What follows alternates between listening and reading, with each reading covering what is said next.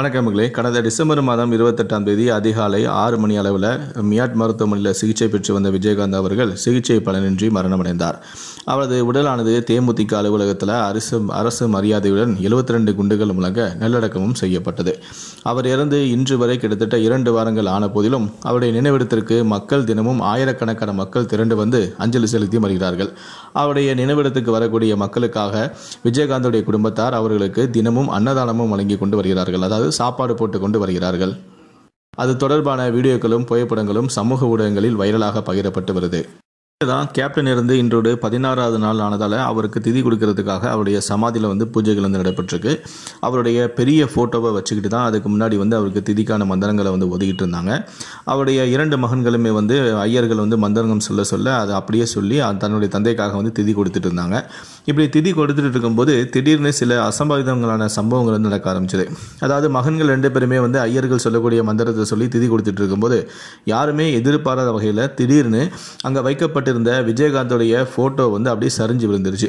இது ஒரு அபசகுணமாகவே அங்கே பார்க்கப்படுது.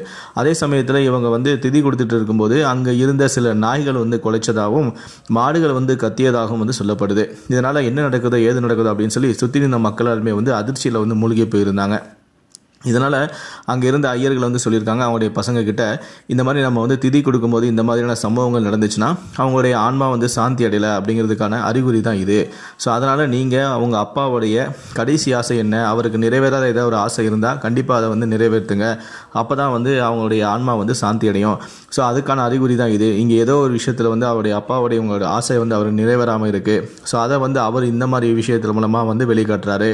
ஃபோட்டோ தவறி விழுறது, நாய்கள் குலைக்கிறது, மாடு கத்துறது, இந்த மாதிரியான விஷயங்கள்லாம் இதற்கான அறிகுறிகள். ஸோ உங்களுடைய அப்பாவுடைய ஆன்மா ஏதோ ஒரு விஷயத்தில் சொல்ல வருது, அவர் ஏதோ ஒரு ஆசை நிறைவேறாமல் இருக்குது, அதை உடனே நிறைவேற்றுங்க அப்படின்னு தான் சொல்கிறாங்க.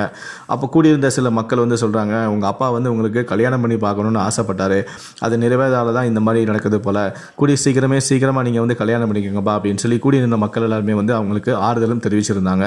இந்த விஷயம் தான் சோஷியல் மீடியாவில் வைரலாக பகிரப்பட்டு வருது. இதை பற்றி உங்களுடைய கருத்துக்கள் என்ன அப்படிங்கிறத கீழே இருக்கக்கூடிய கமெண்ட் செக்ஷனில் மறக்காமல் சொல்லுங்கள். முடிந்த அளவுக்கு இந்த வீடியோவை மற்றவங்களுக்கும் ஷேர் பண்ணுங்கள்.